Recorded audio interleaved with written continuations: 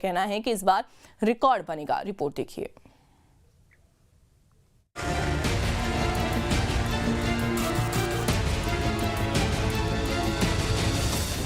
छत्तीसगढ़ में उपचुनाव से पहले सियासी पारा हाई है। बीजेपी के सुनील सोनी और कांग्रेस के आकाश शर्मा के बीच टक्कर तेज होती जा रही है। कांग्रेस प्रत्याशी आकाश शर्मा ने गुरुवार को अपना नामांकन दाखिल किया है।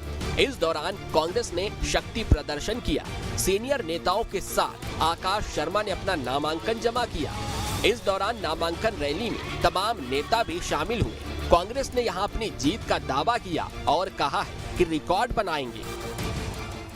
कांग्रेस पार्टी ने आज दक्षिण विधानसभा के उपचुनाव के लिए हम लोगों ने नामांकन भरे हैं और निश्चित रूप से ये जनसैलाब और युवाओं और सभी लोग उत्साह को देखते हुए ये स्वाभाविक है कि हम दक्षिण विधानसभा की उपचुनाव को हम इस समय जीतेंगे। हालांकि बीजेपी आकाश शर्मा पर सवाल दाग रही है। बृजमोहन अग्रवाल कह चुके हैं कि कांग्रेस ने ऐसा उम्मीदवार उतारा है जिसका रायपुर से कोई लेना देना ही नहीं है।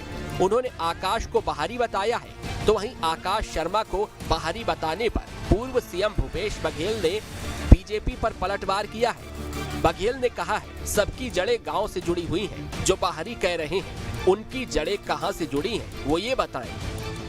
जनता यहीं की पैदाशी है। युवा कांग्रेस और एनएसयू 10 साल से अध्यक्ष है। 5 साल एनएसयू आई, ये वो आकाश है जिससे परेशान है। अब ये आकाश है वो बृजमोहन और सुनील सोनी दोनों के छक्का छुड़ाएंगे। हालांकि बीजेपी की ओर से कांग्रेस पर निशाना साधा जा रहा है। कांग्रेस के शक्ति प्रदर्शन पर मंत्री टंकराम वर्मा ने पलटवार किया। उन्होंने कहा है कि कांग्रेस शक्तिहीन हो गई है। कांग्रेस तो जो है शक्तिहीन हो गया है विधानसभा चुनाव के समय से। अब उसमें चाहे भी कुछ भी भर लें, उसमें एनर्जी आने वाला नहीं है। रायपुर दक्षिण की इस जंग में सांसद बृजमोहन अग्रवाल भी सामने आ गए हैं और उन्होंने बीजेपी की जीत का दावा कर दिया है। उन्होंने कहा है बीजेपी की सरकार है और विधायक भी बीजेपी का होगा तो विकास बहुत तेजी से होगा। बृजमोहन ने जो काम किए हैं उन कामों की रक्षा करना और दक्षिण विधानसभा को उससे भी ज्यादा तेज गति से विकसित करना, इस काम को अगर कोई पूरा करेगा, क्योंकि छत्तीसगढ़ में भी बीजेपी की सरकार है, दिल्ली में भी बीजेपी की सरकार है। अब छत्तीसगढ़ सरकार से भी पैसे आएंगे और क्योंकि बृजमोहन सांसद बन गया तो केंद्र सरकार से भी पैसे आएंगे और डबल गति से रायपुर शहर के साथ साथ दक्षिण विधानसभा का विकास होगा।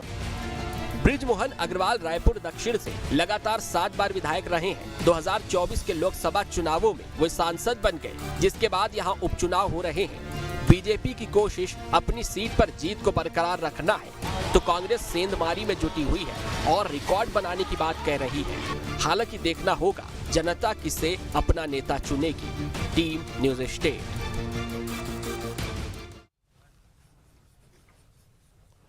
रायपुर दक्षिण उपचुनाव के लिए कांग्रेस प्रत्याशी आकाश शर्मा ने गाजीबाजी और बड़ी रैली के बाद गुरुवार को नामांकन दाखिल किया।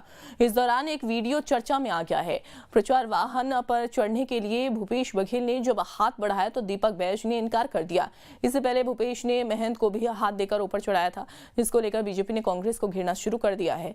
मीडिया से बातचीत में भूपेश बघेल ने हंसते हुए कहा कि दीपक बैज मेरे छोटे भाई हैं, लेकिन मेरे अध्यक्ष भी हैं। अध्यक्ष होने के नाते उनका सम्मान करता हूं। और बीजेपी के आरोपों पर भूपेश बघेल ने कहा कि क्या बृजमोहन के साथ सीएम साय की बनती है? सब मिलकर बृजमोहन को दिल्ली भेज दिए हैं। दीपक मेरा छोटा भाई है ना?